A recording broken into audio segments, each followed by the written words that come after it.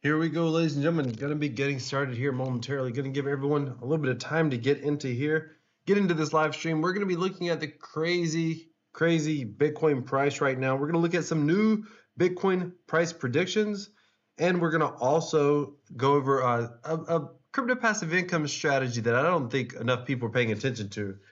And we're going to be talking about why I'm leaning heavily into this strategy. I just added some more funds to this particular strategy. We're going to cover that and so much more. We're going to take questions, comments. We're just going to hang out. We're going to have a good time over the next little while during this live stream. So grab your cup of coffee, grab something to drink, whatever you need, and let's get into this. We got 2 minutes and counting. We'll go ahead and let everyone hop in.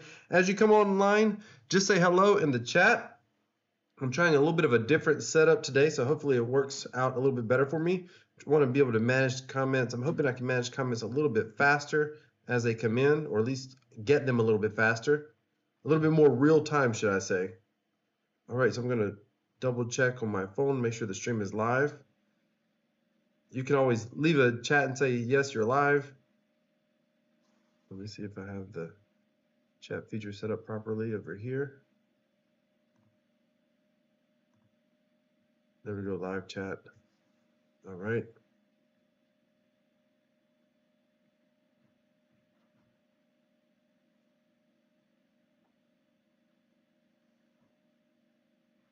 Good morning, good afternoon, good evening, wherever you're at.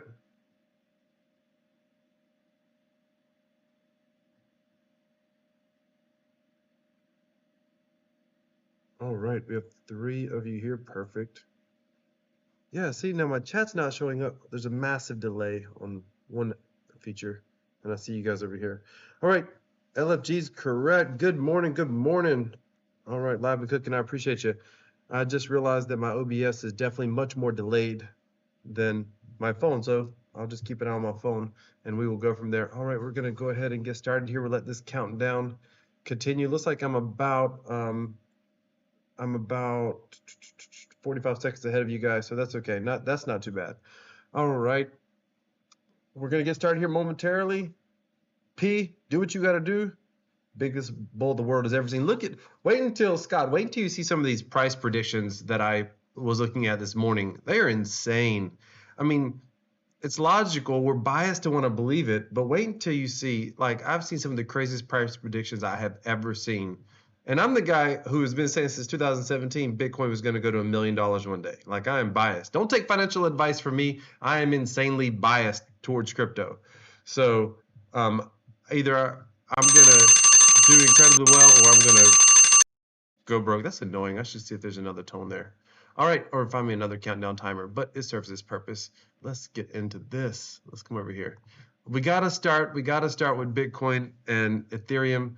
24 hours, up 4%. That's just absolutely bonkers bananas. Where are we sitting at right now? 64.9. We were over 65. We were 65.3 just a little while ago when I was setting up this stream. Look at this, $3,400 Ethereum, ladies and gentlemen. And we got listen, we even got the freaking, come on, smash that like button if you love to see prices go up. Guys, we still got the Ethereum ETF out there. Like, what's gonna happen?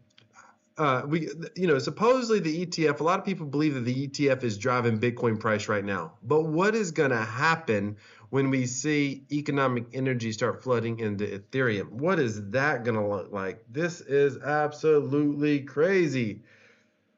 Holy smokes. That's wild. That is absolutely wild. Scott said he's insane. He watched a guy turn $4,700 into $1.56 million in the last 12 months. Man, hopefully he takes some profits. Like, this is when you need to be prepared. You always got to be prepared to take some profits. What sucks is I've watched guys run up to 6 and 7 figures and lose it. I watched a guy lose $3 million. I'm not even going to say who it was, but it was in the Luna ecosystem, and it was sad. Hurt my feelings, dude. Absolutely hurt my feelings. And watched him go into Twitter and be like, hey guys, I'm all right.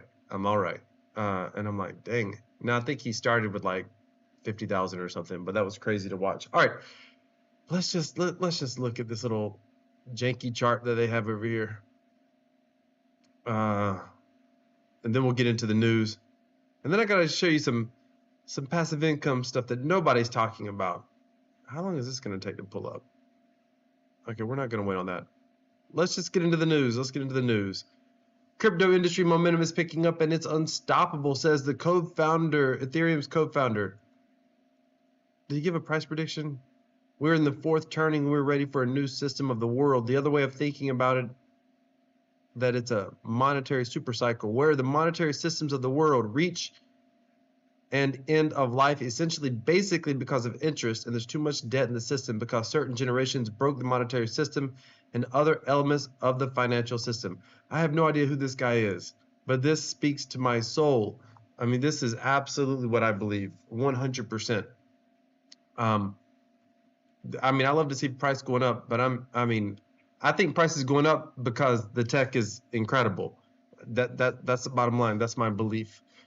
We are ready for a new system of the world. I don't know. I think he's a little bit optimistic here. I don't think most people are. In crypto, a lot of us are. A lot of us are getting there. Even if you showed up here for price, you're beginning to understand the tech. The great thing about bull markets is it creates awareness. That's the great thing about bull markets. And all of a sudden people are like, why does Bitcoin matter?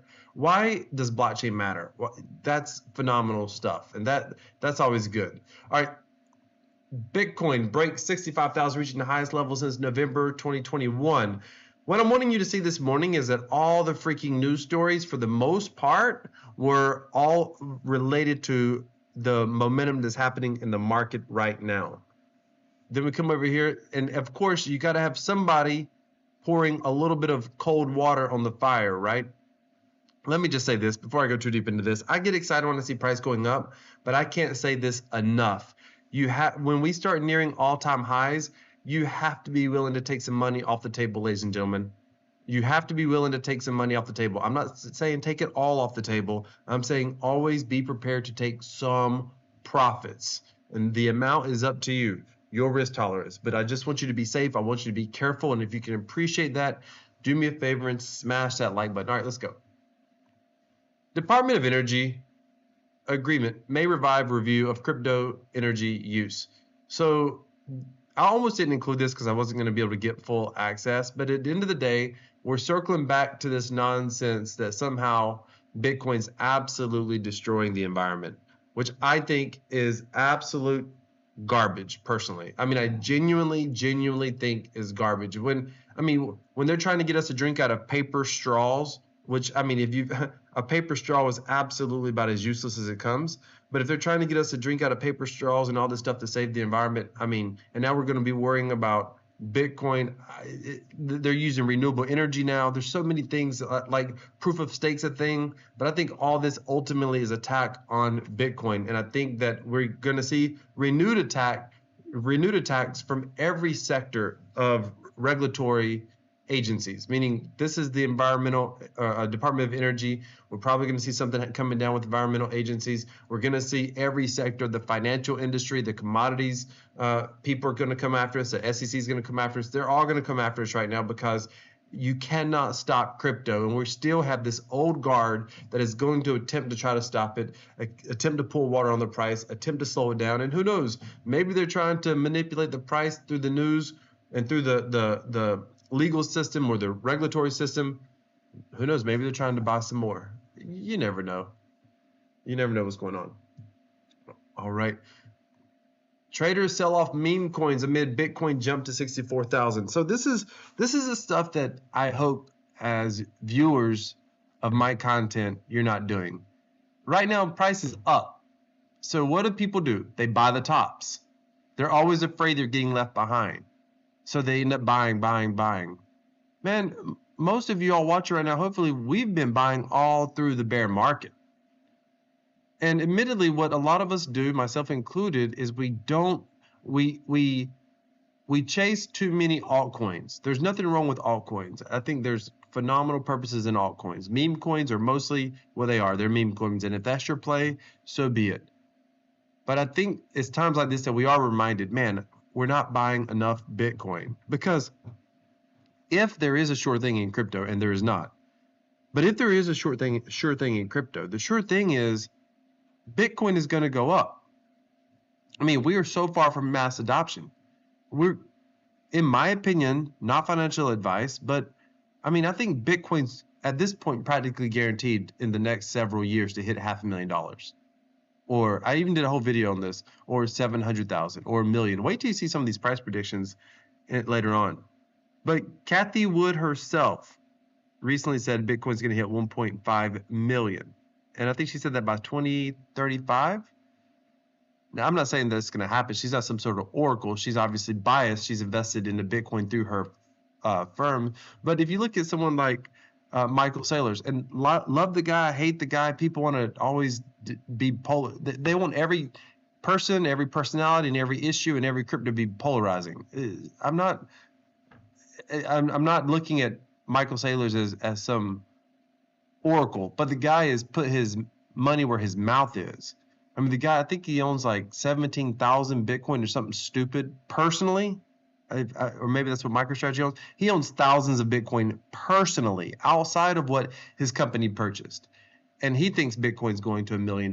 And the proof is he's still freaking buying it. He's still buying it. Mtron, welcome, brother. He said smash that like button. All right. Let's keep going here. So, of course, we got China. They've got to slow down. They can't keep up with it. All these governments are trying to figure out what to do. If you don't understand this, governments want to control currency. That's how they control economies, and is ultimately how they keep themselves in authority.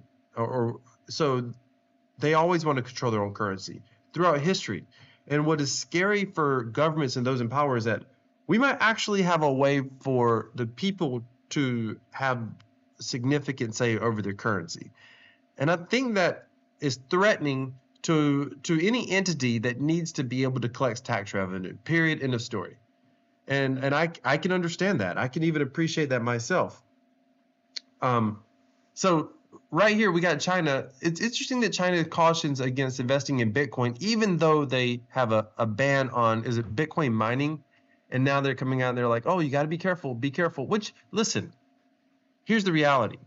You do need to be careful. When you see freaking charts that look like this is a 1 day chart. This is the 1 day chart. When you see these 7 day chart, 1 month chart, this is the 1 month chart. This is not an all-time chart. When you're seeing these big legs up, sooner or later there will be a bit up 50% in 1 month. That is, good Lord, 50% in a month. When Bitcoin goes up 50% in a freaking month, ladies and gentlemen, you just have to be careful.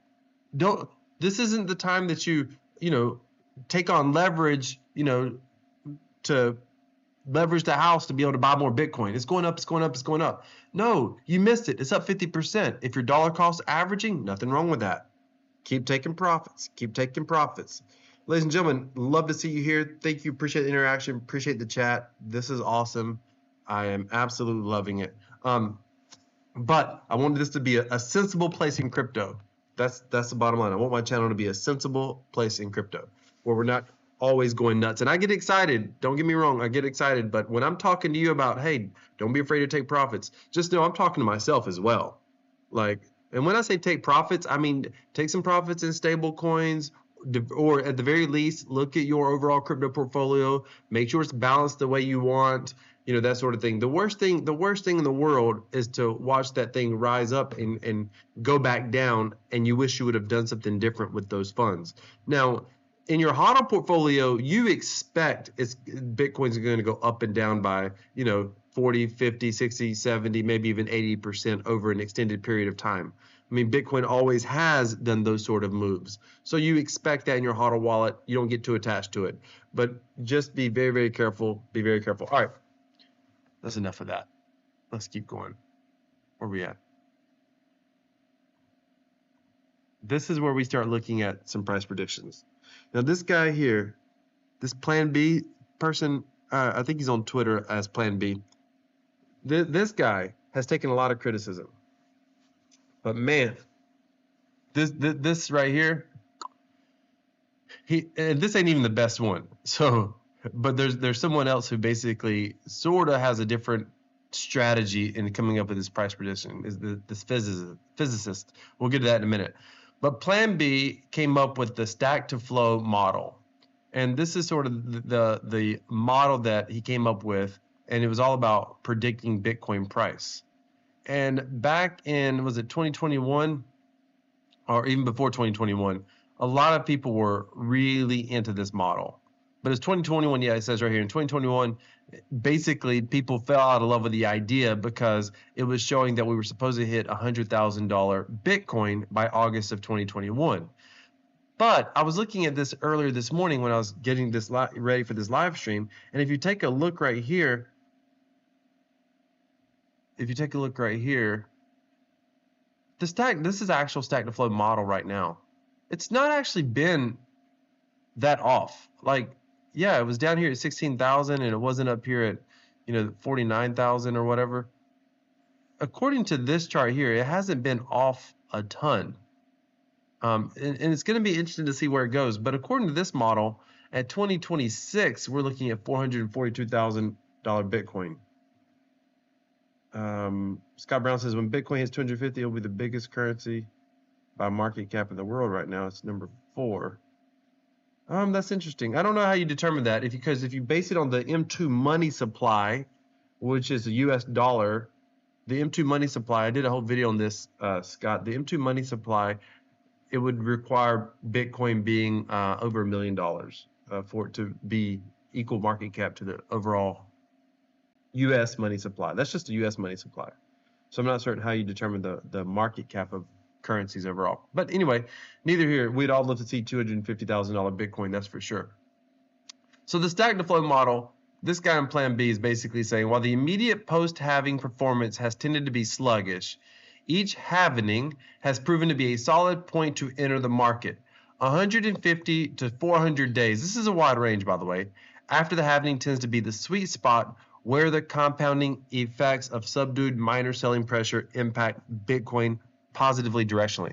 That's confusing. So I just wanted, one thing I want you to be aware of right here is everybody's looking for the halvening because they're waiting for the price to pump, but this is what I'm excited for. So you're looking at roughly about a little after 5 months after the halvening, all the way up to a little over a year, about a 7-month period, 100 days to 150 days. I'm sorry, 150 days to 400 days. That's when you want to be like buying. That's what we want. Typically, if you come over here, let me come back to the main page where the fear and greed. Look, we're at 86, extreme greed. If you never knew where to take profit, when you see it in the green, take a little bit of profit. But at that 150 to 400 day post halvening, we're going to be over here typically. People are going to be worried. They're going to be scared. That's when you want to be picking up your bags. That's your Apex crypto bags, your Bitcoin, your Ethereum, that sort of thing. That's when you want to be picking that up. Coincidentally, by the way, this is about the time the alt season runs and people want to start, picking up all their altcoins. And the reason is because they're looking for gains outside of Bitcoin and Ethereum because the prices look very sluggish. So around that time period, maybe even a little bit sooner than 150 days, we'll start seeing altcoin season kind of come in typically. So, if you were selling out Bitcoin right now going into some alts, I mean, it wouldn't be a horrible idea if you're rebalancing your portfolio, so to speak, if that's what you were doing, because we are in this crazy extreme greed. And let me see if I can pull back up that stock to flow chart. Over here, take a look at this. This is just proves the point about the fear and greed index. So this is kind of a graph of the fear and greed. So we're up here at 86 right now. Just look at that chart. This is all the way back to 2018. So we've only touched this high a few times. Now, if you look up here, this part here is over probably a month and a half. So you can be in this greed zone for a minute, but it only we're here, price is going to pump, but at some point it's going to be pulling back and people are starting to get nervous. When people get scared, they're selling. When people get scared, they're selling. The key is you want to be taking your profits before they start selling. That's the key right there. So just keep that in mind.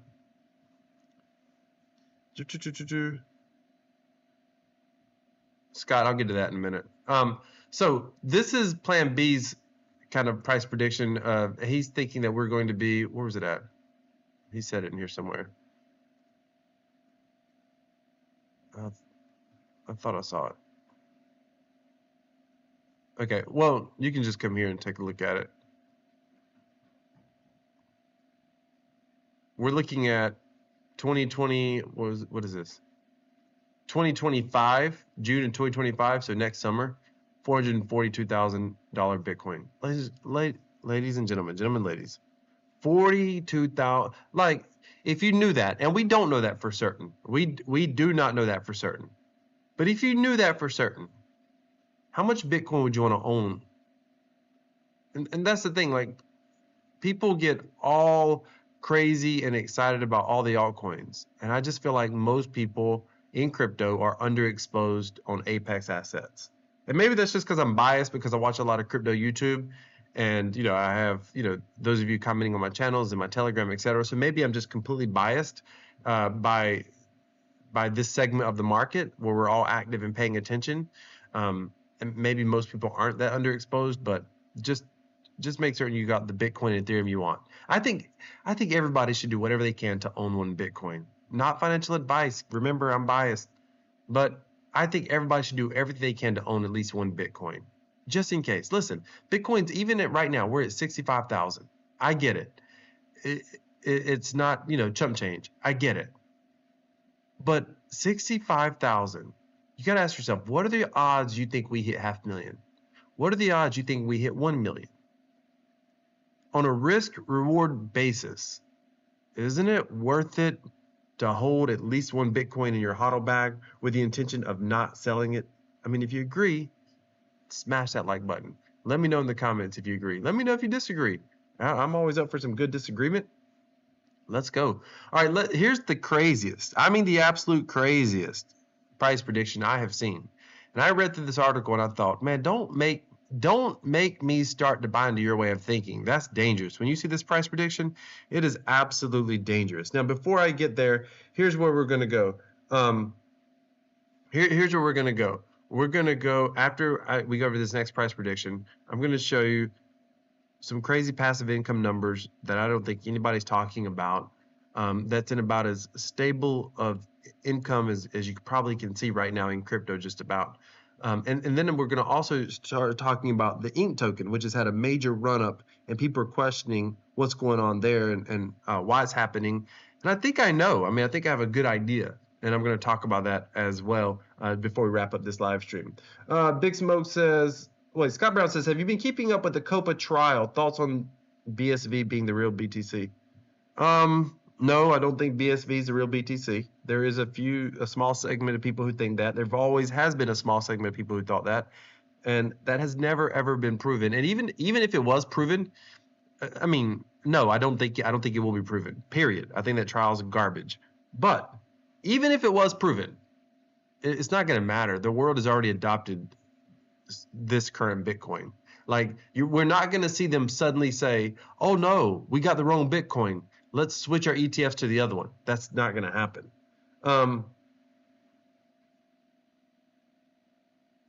Big Smoke said 442,000 seems a little too bullish. It will get there one day. I can agree with you. It does seem pretty bullish, but I wouldn't be shocked. I mean, we're up 50% this month. Nobody would have predicted we'd have been up 50% this month. Nobody. And that just tells you that all the supposed experts, nobody really knows. We're all giving it our best guess. But it does seem bullish. I agree with you. Jordan Maxwell, connected to the elites, says Bitcoin will go to around 250, but I don't know when. Yeah. Pulse Chain, Pulse X, Hex, and Ink will win so hard. Already won, Richards. Pumping our bags. Yeah, maybe. Supposedly, Richard's pumping our bags. Let's maybe he is. No, I mean, listen, I hate to say he is. I mean, if that was to ever proven and he ever owned it, then he's fried. He's lost SEC case. So we have to say allegedly. Allegedly, Richard's pumping bags. That's both good and bad. More good than bad. All right, let's look at this price prediction. We'll get to Ink in a moment. All right, this is bonkers. That's right. You see it right there, ladies and gentlemen. $10 million Bitcoin by 2045. Now, interestingly enough, his method of figuring this out, there's some interesting math behind it, and it's been used historically before. I I don't know how we get to now. Okay, I can make the case based on what I've said previously about the M2 money supply. I can make a case for 2045 being $10 million Bitcoin, but it is an absolute best case scenario, and that's assuming we have a fair amount of inflation between now and then, which we would need a fair amount of inflation to happen primarily to the US dollar, but we would need a fair amount of inflation to happen before people start to really consider leaning on a blockchain currency such as Bitcoin to back currencies around the world. So we would have to literally see the US dollar start to get decimated, which is absolutely possible. Absolutely possible. All right. Let's go. So physicist explains how his power law model got to $10 million Bitcoin by 2045. This is short. We're going to read this. The price of Bitcoin could increase by 6,300% in the next 15 years, according to Giovanni San. Is it just me, or his name looks way too close to Satoshi? Like, I mean, is that a sign? I don't know. By the way, 6,300%, 6,300, that's 63x. If this happens, there'll be plenty of people who were like, I sold my Bitcoin at $100,000 and I should have held on to it. That's why you don't ever sell it all. You always got to hold that crazy, crazy moon bag. You got to at least hold it. You have to at least hold your Bitcoin to your retirement years. Part of it. You got to at least hold on to part of it to your retirement years, which hopefully for many of you is going to be several decades away. And maybe you need to hold on to at least two. One for your retirement years and one for your kids. And their legacy, so to speak. All right. Let's keep going. Let's read what he did here. Former physics professor Giovanni has shed new light on his power law model for predicting the price of Bitcoin, which arrived at a prediction of $10 million per individual Bitcoin by 2045. A power law is a mathematical relationship where one value is proportional to a fixed power of another value. Now, ladies and gentlemen, maybe you have better brains than me, but my smooth brain, I have no idea what he's even saying here, but let's keep going. The power law has been observed throughout a wide range of naturally occurring phenomena, from the frequency of earthquakes to the dynamics of stock market changes. So it sounds like they're saying this model has legs, has some sort of, it's been proven to some degree.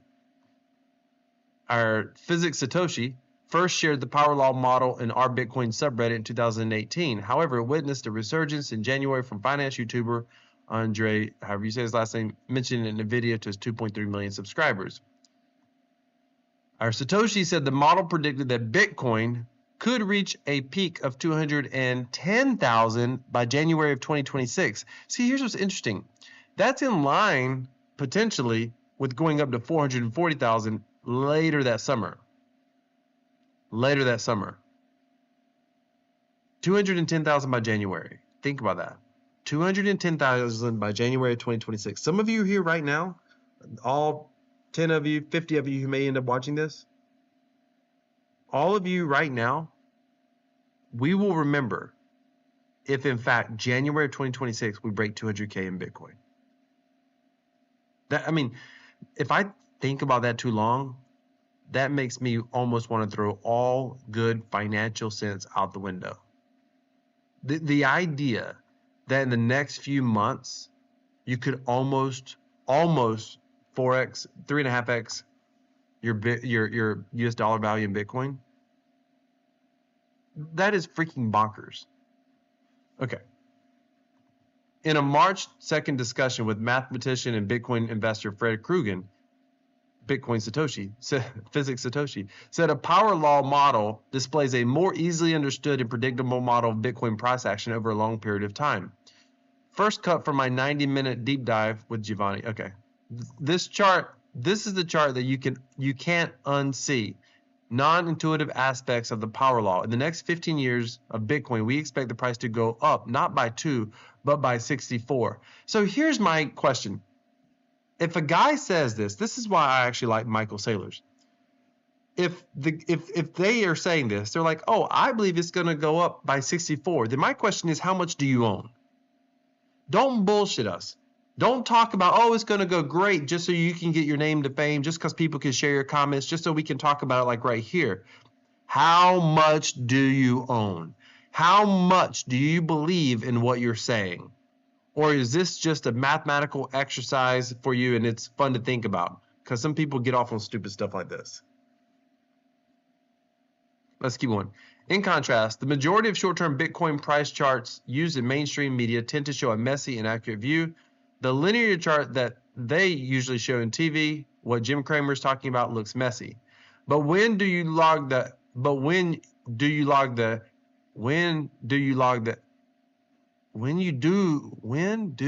log of the y-axis, you start to see some regularity there. It doesn't look that messy. It looks like a very nice pattern, he explained. Unlike now widely criticized stock to flow model, the power law is logarithmic instead of exponential. So that's what's interesting though. They're still coming out with crazy price predictions, but logarithmic versus exponential, logarithmic can be a bit more conservative. This means Bitcoin's price doesn't have to increase constantly over time, and significant fluctuations in price witnessed most recently between 2020 and 2023 can still be accounted for under this model. In a follow-up post on X, Krugen outlined further mathematical modeling of the power law when applied to Bitcoin, which predicted that Bitcoin could reach a price of $100,000 within the next 2 years. Krugen added that if Bitcoin adheres to the power law model, its market cap will overtake that of gold by 2033, at which point the price of Bitcoin would be $1 million per coin. Critics say the model could be prone to substantial error and does not account for random events that could have a serious impact on price. Of course, you got to understand, a lot of these theories, they're like, okay, does this sound like it should work? And then what they do is they look back at the previous price. So they're basically looking backwards to see if their forward-thinking model will keep working. That's what a lot of people do anytime they're testing a stock market strategy, the whole 9 yards. However, that doesn't ever pan out quite like that, of course. And it's important to point out that he talked about Bitcoin going up to 210,000 and falling back down to 60,000. That is absolutely in line with historical price movements of Bitcoin. So don't be shocked if that happens. Be aware of that, ladies and gentlemen. People are going to say, when we hit 210,000, people will say we won't probably ever go back below 100,000. Don't buy into that. In my opinion, you need to look at how low Bitcoin has been down in every halving cycle. You'll see that it's been about 80%. And when we break that, when we go through an entire halving cycle and we break that and we don't go down to 80%, we break that trend, then I'll start to buy, okay, we're not going to go that low again. But we know there's always significant sell-offs. We know that for sure. Okay, let me just look at the questions before we move on. Crypto Yardy is back, baby. Yeah, Crypto Yardy. Love that guy. Just authentic. Scott Brown, BlackRock left it open to choose the chain. That's interesting, Scott. So what if Craig wins the trial and is awarded the full rights to BTC? What does that change, Scott? It doesn't change anything. No one actually owns BTC. All he ends up, if he wins the trial and he gets the full rights, they're primarily trademark rights.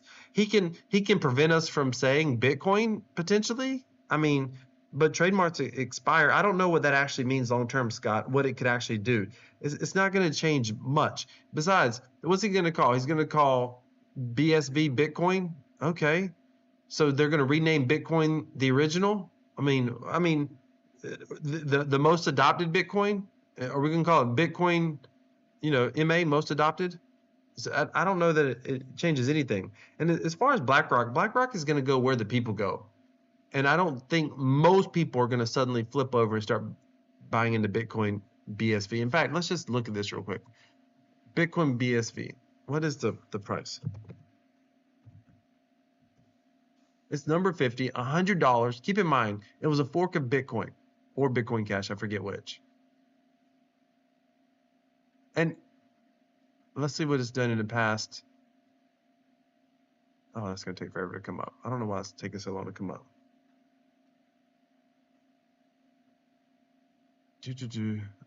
Come on. I don't have time for that. It's $100. Do I think it's going to somehow pumped that hard to this insane market cap. No, the market cap on it is 2 billion. We're sitting at 2 trillion. That's 2+ trillion, right? In Bitcoin. Is that right? No, 1.2 trillion. Yeah, okay. 1.2 trillion. So you're talking about it having to do 1,000x.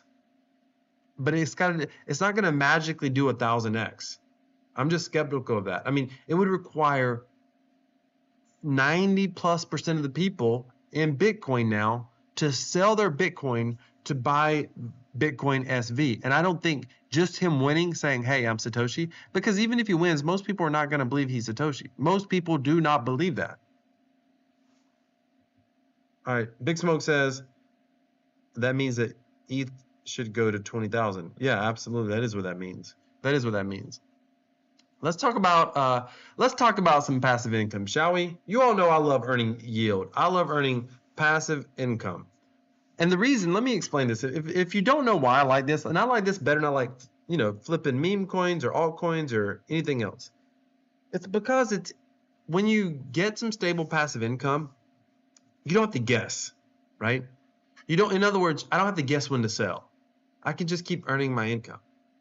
It's easier. It's more stable. I don't have to guess what to do with it.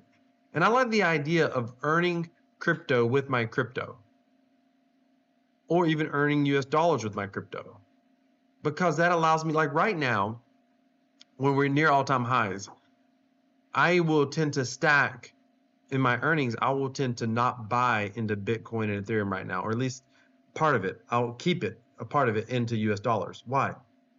I'm waiting for that 150 to 400 day time period after the halving, when prices are going to go back down. We will see a pullback at some point, and I want to be buying then.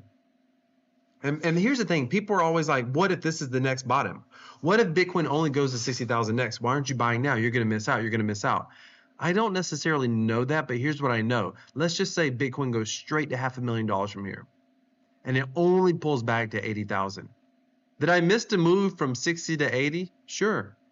But I'm more certain if I'm buying back in at 80 that we're probably going to go back to 100. So I'm more certain about that move. Now keep in mind, I'm never talking about 100% selling out. Never. So even when I say I'm holding, I'm stacking USD right now, I'm talking about US dollar stablecoin. I'm not saying that I'm not buying Bitcoin. I'm just buying less. I'm just DCAing with a little bit less. The other reason that I like earning passive income is I've never had to live off my crypto ever. Thankfully, I've never had to cash out crypto for expenses outside of some taxes. That's the only thing. But as a man responsible for my family, having as many duplicatable income streams as possible, meaning the way we do our budget in our household is we know about how much we need to earn every month, and we live off that. We have several businesses, my wife and I do a lot of training around the world for various things outside of crypto. And so I have other income, and I have more than enough to cover my monthly expenses. And if I can create an additional income stream that covers my monthly expenses, that's going to be epic. Like that's hopefully I'll never need it. But absolute worst case scenario, if I've got this stream there that can cover my monthly expenses, then that's beautiful. Now I'm not there yet. It's just a fun thing to think about, and it's kind of a fun goal, is trying to get to there, right? And then make it as stable as possible ultimately. So what am I talking about? I could show you anything right now, but I absolutely think LiquidLoans is insane. LiquidLoans is on Pulse Chain. I'll show you how to get in a minute if you need to figure that out and you want to figure that out. Not recommend you come in the Pulse Chain. Not recommend you come to LiquidLoans. Not financial advice. Link is in the description. It's not an affiliate link. It's a straight link to this website right here. You need to set up Pulse Chain on your wallet, on your MetaMask wallet, or whatever wallet you're using. But this stability pool, 105% APR. This is absolutely nuts. Before we get into this, let me see what you guys are saying. Mtron says 25% BTC, 25% ETH, 25% all. Yep, USD at the moment for me changes daily though. Yep.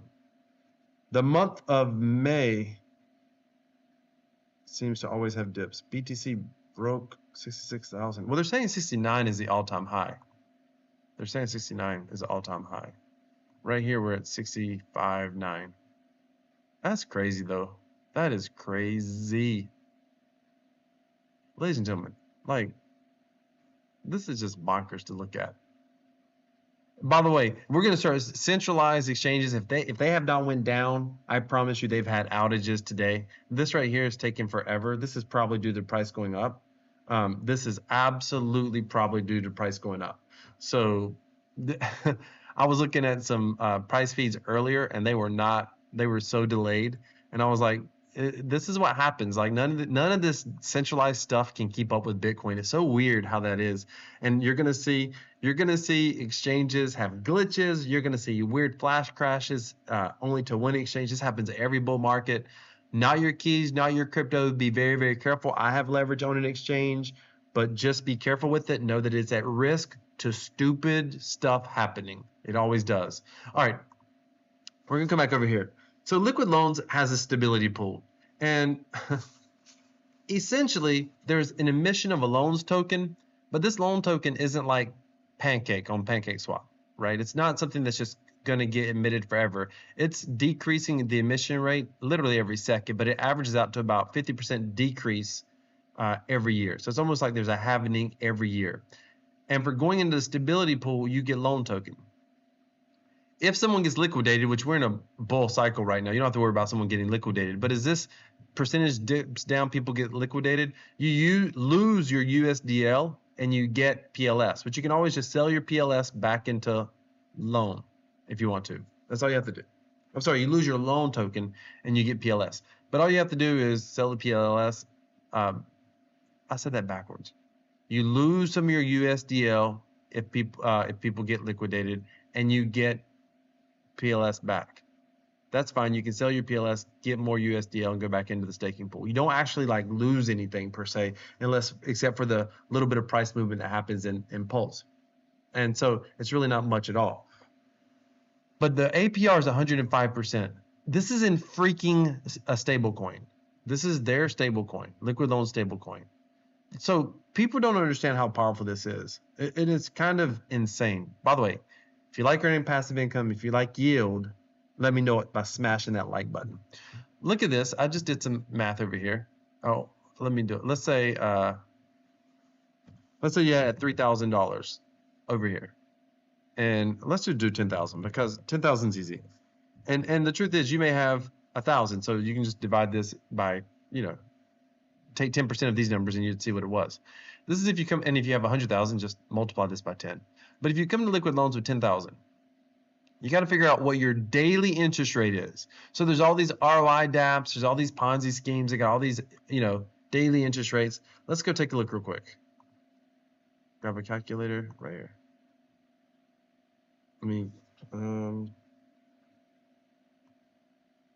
Here we go. Here's a calculator. So the daily interest rate. Now this fluctuates, right? So as people leave the stability pool, maybe right now they're buying Bitcoin, they're buying something else in the Pulse system, and they leave it, the APR will go up. As they come back in, the APR will trickle down. The lowest I've seen is about 93%, but right now it is high. Early this morning it was actually at 107, and it fluctuates, but it's not fluctuating crazy. So, but let's just you got to do some math here. Let's just say we'll say 105, 105%, 99, 105%. divided by 365. You're talking about getting 0.287% per day on your money. And you can compound this every day. You can claim and sell your loan for USDL and then come over here and put your USDL. You can stake this every single day. It's nuts. So what was that again? You can compound it every single day. We'll say 0.287. So daily interest rate, 0.287. Let's just say that we do this for 1 year. Just because people don't seem to know how much this is it going to last for a year? Maybe not. Maybe it goes down. Maybe it does. Maybe it goes higher because people get excited about other things. They don't want to just listen. Here's the thing in crypto. Learn to zig when others are zagging. Learn to zag when others are zigging. That's true in so many things in life. The masses are always wrong. Keep that in mind. Simple formula for success. Do things a little bit different. Everybody else is going to try to look for the next altcoin that's going to outperform Bitcoin, and that's fine. And when they do, our APR and liquid loans will just keep going up because there's less people earning that token. So at 1 year, if you calculate this is nothing crazy. You're talking about going to 28,000, almost a 3x in 1 year. Your monthly earnings by month 3 are $1,000 a month. Where can you put in $10,000 and in 3 months be making $1,000 a month? And that's assuming you're compounding, daily compound every single day. You're just compounding your loan earnings every single day. $1,000 where in US dollar values? Where? And what's your risk? Well, your risk is the pulse chain ecosystem. If you believe in the pulse chain ecosystem, then you don't have anything to worry about. If your risk could be the USDL somehow losing peg, but that would require liquid loans to collapse in some way. But liquid loans is a fork of something called liquidity, that's how you say it, liquidity on ETH.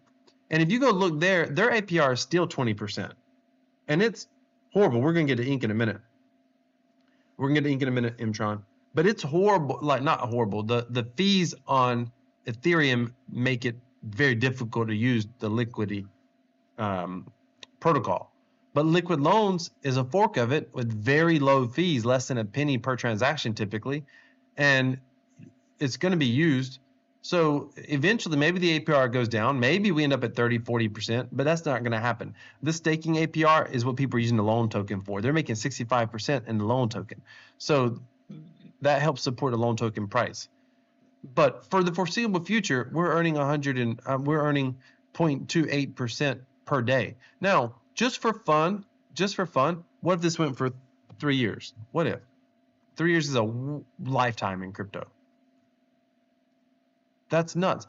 This is the power of compound interest. People do not understand how compound interest works. But here's the key to compound interest. You can't lose. You cannot lose. Let me explain what I'm saying. All the time, people are looking at, let me find it. Hang on. I can't. Let me see. Hang on. Let me put it this way. A lot of times people will say, the market is averaging a 10% return. And so they try to do math and they're like, let me put in, an X amount of dollars, let me compound this over 30 years. But it doesn't work that way. And the reason it doesn't work that way, there's a name for this, but it's because the market goes up and down. There's losing years. So for example, if you have $100,000 and the market, the market pulls back 50%, 1 year, and then the next year it goes up 50%. A lot of people think they're back at even, but you're not. Even though the market in this case is averaging, whatever it's returning, people think they're going back to even. They're not. 100,000 lose 50%, you're at 50,000. So for the market to go up 50%, you're back at 75,000. And if you got to look at same thing with your investments. You win in one investment, you lose in another. When you lose, that's money you can't put to work for you. So that sounds crazy trying not to lose in crypto, but this is why this APR is so incredible. I mean, the whole system has to collapse, which could happen. I'm not betting the farm over here. I actually have less than $10,000 over here, but I don't think people understand how powerful this is. I mean, just being able to compound it. What if you can compound at this rate for the next 3 months, the next 6 months? How much further ahead of the game are you? Of all the things that I'm doing in passive income, this is interesting. This is fascinating. And the most fascinating thing about this is if this USDL token actually works, it will be the only stablecoin that I'm aware of that is truly decentralized, that is not backed by a centralized stablecoin. So for example, people think DAI is decentralized, and it is to a degree, but DAI is backed significantly by USDC, but USDC is centralized. So take the USDC away from MakerDAO, and DAI possibly couldn't succeed. However, in this case, there is no centralized entity supporting the USDL. The protocol itself supports it, because when the price of USDL drops below $1, if it drops like it is right now, if it goes lower, if it goes to like 0.95 cents for some reason, you can always come over and you can redeem you'll have to pay a 1.2% fee, so it needs to drop below that 1.2% fee. And if it drops, say 3%, 4%, 5%, you can come over here and you can always redeem 1 USDL for $1 worth of pulse. And that helps basically pull the price of USDL back closer to peg. This whole system is very interesting. It's still new. It's still getting tested, which is why. And listen, the longer this system exists, these APRs will go down. Oh, we're at 106%. Come on, baby, let's go. But it's going to go down eventually. It has to go down eventually, because as people have trust, people are going to chase this APR. There'll be millions coming into this stability pool because people want to chase that APR. Once over time, if this continues to stay, high, if we stay above 80 for the next 3 to 6 months, I think you're going to see a lot of people coming in here eventually, because that's just beautiful. It's absolutely beautiful. Okay, let's talk about the INK token, baby. Let's talk about it. Mtron brought it up. Let's go. If you like INK, smash that like button. So here we are. The INK token has been on an absolute literal tear, like a literal tear. Here's the thing with the INK token. I have never been a fan of it, and let me explain why. Because currently, today, at this moment, the way that it sits, it's just a farming token today. Now, there's a lot of belief that they're going to do something else with the INK token. And by they, I mean Richard Hart or whatever. People believe that something else is going to happen with the INK token. And it very well may happen. And a lot of people are believing that funds from the sacrifice wallets and stuff are coming into Pulse ecosystem, and they're coming into INK. And some people, I've heard 2 rumors, and one of them I think is just dead wrong probably. One rumor says that INK is going up because there's been a settlement with the SEC and it just hasn't been announced publicly. Have no idea how people know this stuff. But let's go back to this chart because it looks prettier when you do it like that. Have no idea how people know this stuff, but they're claiming that, there's been a settlement and that's why Richard Hart's moving funds. I don't buy that. I mean, my experience with the legal system is at the very soonest a settlement would take place would be many, many months, if not 2 or 3 years. So I don't necessarily think there's a settlement. I mean, we need to be 6 months to 18 months before we even start talking about a settlement possibly coming out. But I could be wrong. I don't know how people would know that. I think he's moving funds around for lots of obvious reasons, but I think he's bringing funds into Pulse Chain to ultimately support Pulse Chain, and it's where it's what he believes in as well. So why could funds be coming into the INK token? At the end of the day, people judge the success of a blockchain based on the liquidity inside the blockchain. People go to DeFi Llama and they look at how much liquidity is in the blockchain.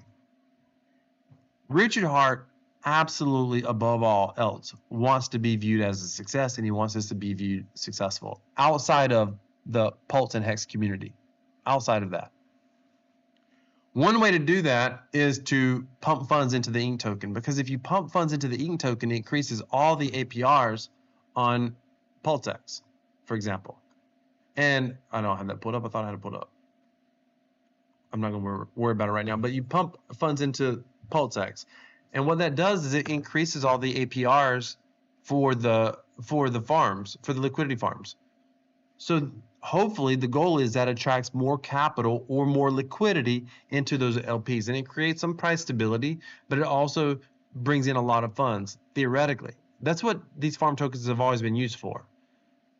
My belief is that is exactly why funds are going into INK. I actually believe that's the beginning and end of the story. Now, could I be wrong? Yeah, I could be. But here's the thing. A buddy of mine's like, yeah, but why wouldn't Richard Hart? Couldn't he use this INK token to do something else? And here's what I told him. My understanding is the INK token is immutable. It's going to always be an ever-expanding supply. Why would you build on a token that's going to constantly be expanding supply indefinitely, forever and ever and ever? I mean, it's horrible tokenomics in the long term. So why would you do that? I don't know. I think I took profits in INK way over here because I thought it was the right thing to do. I could be proven wrong. And if you've been buying INK all down here and you're having this pump, you're probably sitting really pretty right now. So the market can do what the market does, and the market doesn't have to follow logic. I just don't see Richard Hart building on Ink, as opposed to, I've heard rumors that people could be building on the loan token. Don't know why they would necessarily do that, but one thing about the loan token is the supply is always decreasing. So it doesn't ever stop, but it's the rate at which it's being produced decreases over time. Ink is being minted at 1 second per Ink token, essentially forever. Forever is my understanding. Imtron says, my opinion on Pulse or PulseX. That's a good one. So let's talk about Pulse and PulseX for a minute. By the way, I just want to tell you all, I love this IPFS stuff. Nobody has done this. Talk about pushing for decentralization. I freaking love this. I got to take a sip of my coffee on that one. Anyway, when I saw this, I was like, that should pump price, man. That should pump the price. True decentralization, or pushing for it anyway. All right. PulseX. So this is interesting. So I was watching a lady, what's her name? Is it KDP Crypto or something like that? I think she's Australian. She's a Pulsican for sure. I was watching her. She was talking about, hey, we should be supporting Ink if you want to see V1 of PulseX do well. And you all can let me know in the chat, why do people want to see V1 of PulseX do well? I don't understand that. I don't understand that at all. Because V1 was a bit of a blunder. It was supposed to be a mistake because V1 doesn't burn PulseX tokens on transactions. Originally, the way it was designed between Pulse and PulseX, PulseX had much better long-term fundamentals. It was not a farming token, and it had a much more aggressive burn in the fundamentals. So therefore, I like the idea of having PulseX. Even though you need Pulse to burn for transactions, you don't need a lot. So I thought the fundamentals for PulseX looked better. And I think I still think that way. I'm just not understanding why people want V1 to do well long term. And I think even if they wanted to do well, again, you cannot have an ever-increasing supply that goes unrestrained and the price go up. So I think at some point the price of the APRs and the farms still dip at some point. But the reason to use PulseX is just because it burned. I mean, at the end of the day, it's burning the PulseX token. And it's a transaction, so theoretically you're still burning Pulse at the same time. I think if I have to choose one, maybe I'm more bullish on PulseX, but I definitely want to hold both. That's for dang sure, Imtron. That's for absolute truth. Now, how do you get into Pulse? If you're not in Pulse and you have MetaMask or whatever, you can go to ChangeNow.network. By the way, that is an affiliate link. You'll be supporting the channel, but it's ChangeNow.network. I use this all the time. I used it last night. And I'll give you a tip over here. If you're coming from other chains, this is useful if you're coming cross chains.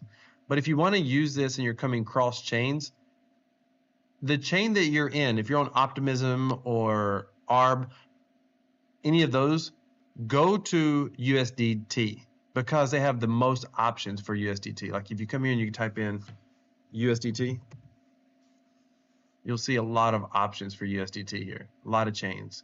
And you can go directly from those chains on USDT directly to ETH on Ethereum, directly into Bitcoin, or you can go into PLS, which is what I did. Now, we'll tell you on MetaMask, if you don't know this, on MetaMask does not read the value of PLS right at all. I thought something was wrong at first. I thought because it was showing me that I had gotten like, whatever I had, 4 million Pulse or whatever, but it showed me it was only valued at like $300. I was like, what? In my MetaMask. And I was like, what? That cannot be right. And then, of course, when I double checked it, MetaMask was wrong. MetaMask, for whatever reason, hates Pulse. It annoys me to no end. Let's see what you all are saying. Good days coming. I got two different, one of you moved, people are really sleeping on PulseX farming. I will never buy a farming token, but I will always farm it. Yeah, I agree with that, Big Smoke. The earnings on PulseX with the Ink token are great. And Crypto Kobe said, RH is moving funds because he knows we already won. The SEC can't win and can't touch him. Watch Thomas G's video on it. He did today for a full rundown on what will happen. Well, okay. RH doesn't know he's won.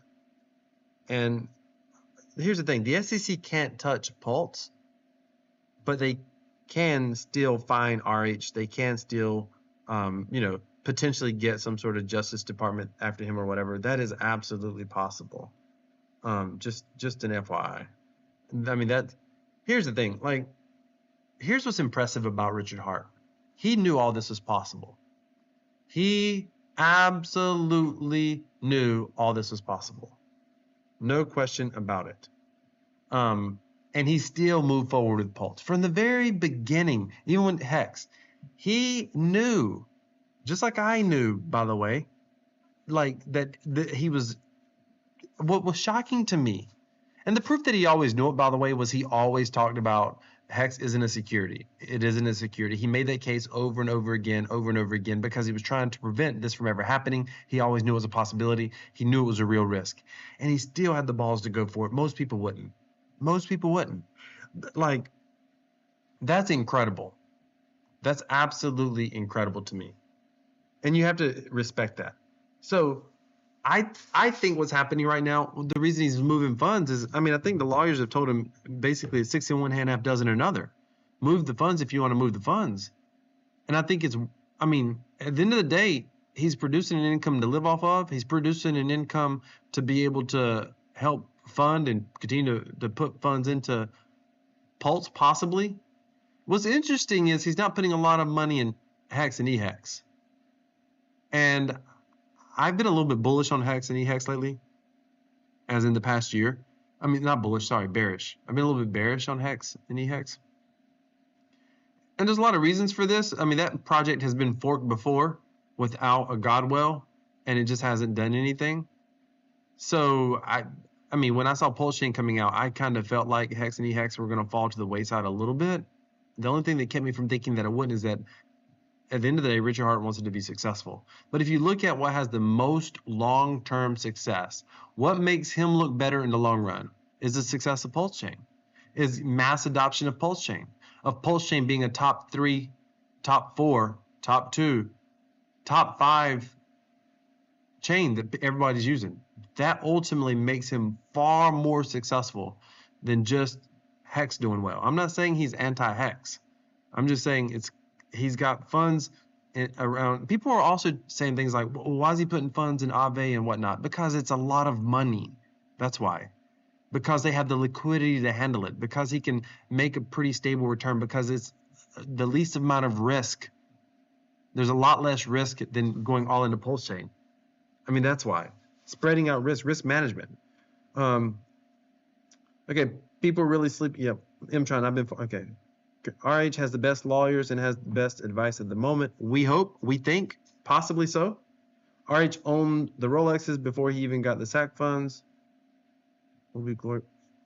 That's true, Crypto Kobe, but he flexed a lot harder after those SAC funds. He's even alluded to using a percent of that money. But he had the Rolex. Listen, the Hex community looks at RH like he's a god. And it's a little bit disturbing because it's funny. He's like, he always tells people, you don't need any expectation. Don't expect a return on the work of others. But the Pulse community does that nonstop. And it's a little bit frustrating. It's like, this guy is screaming decentralization. He's telling you, but humans want a leader so bad that they'll run from decentralization because they want a leader so bad. And it's mind-blowing to me. He's telling us not to expect work from him. Don't expect a return based on his efforts. And people are like, why isn't Richard Hart doing something? Richard Hart should be doing this. They get upset with what they think are his wallets, which I am certain they're not all his wallets, by the way. I know everybody's watching these wallets. They think they're all his wallets. I do think, I don't even want to say this. I do think some of them are his wallets. I do not think all the wallets people are monitoring are his wallets. There are some significant freaking whales. It is true. There have been people watching Pulse Chain from the outside who would never, ever admit it. And they have been eating up this ecosystem. That is true. There are nasty sized wallets. And I mean nasty by huge wallets around here. RH is like 10 steps ahead of the SEC. Let's hope so. I mean, let's hope so. I mean, this is all speculation. This is what people are saying. They're like, oh, he's beating them at their own game. I mean, listen, the SEC doesn't play fair. Let's just get that straight. Our court system in the past couple of years, if you've been watching what's been happening politically in our court system and in the crypto space, you realize that it's not innocent until proven guilty. You realize that they can cost you a tremendous amount of money, heartache, and headache. You realize they can bankrupt companies. They've already done that in the crypto space.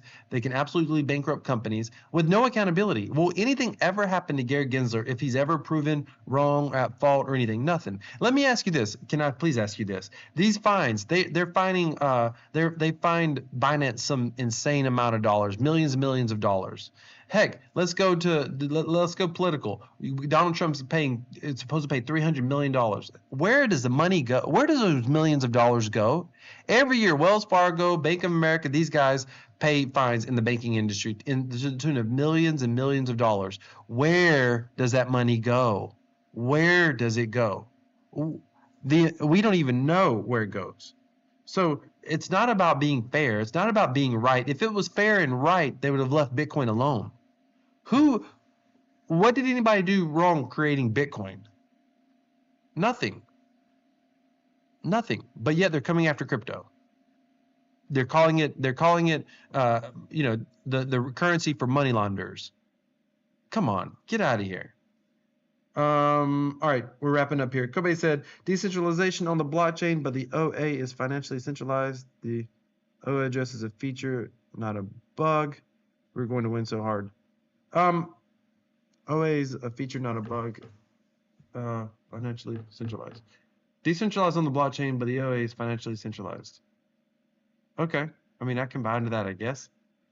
It doesn't really matter. I mean, the best thing the Hex community can do is stop paying attention to the OA address in the long run. That's the best thing they can do in the long run. Like, use the chain, develop on it. This is one of the things I like about LiquidLoans, and I didn't really know what this was all about. But these guys, Walrus and those guys over there, man, they don't really care about what Richard Hart's really doing. They're over here developing. They got technology at their fingertips. They're developing. And I can't wait till we see more people just developing. The chain works. It is cheaper than crap to use. It is unbelievable. Crypto Kobe says, when the dust settles, the SEC, you will see at least a 30x for Pulse Chain and Pulse X. You know what? That's interesting. That's absolutely possible. I mean, come on. That's absolutely possible. Listen, yeah, 10x, 30x, any of that. It's some crazy multiple will absolutely eventually happen for sure, Kobe Crypto. I do believe that. Not financial advice. I'm the biased guy. Don't follow me for advice. Follow me because you like to hear my commentary and a little bit of entertainment. All right, let's go. Yeah, I want us all to win. I think all of us that are here early are going to win. Period. End of story. You get here early as long as you don't play the risk game too hard. Listen, crypto already is considered risky. Don't play the risk game too hard, and you'll be all right, ladies and gentlemen. Stack that Bitcoin, stack that Ethereum, take a little bit of profit, keep the wife happy, keep mama happy. Everything's good. I appreciate you being here. Do me a favor, smash that like button. And if you got to go cross-chain, the only thing, use ChangeNow.network. That's the only thing that I mentioned to you today that's an affiliate. That's an affiliate, ChangeNow.network. If you use that, then I get a little bit of fees or whatever. That's if you want to use it. It's an easy way to go into Pulse. That's all I got for you today. Thank you so much for being here. I am possibly going to do a dedicated video for LiquidLoans. So if you see that go up, I'm going to kind of do a little bit of a tutorial on it. I don't know if that's going up today or tomorrow, but if you see that video, do me a favor, give it a watch. It should be short, hopefully under 15 minutes. Give it a watch, give it a like, and I absolutely appreciate you. Thank you so much. This is Crypto Wealth. I'm out.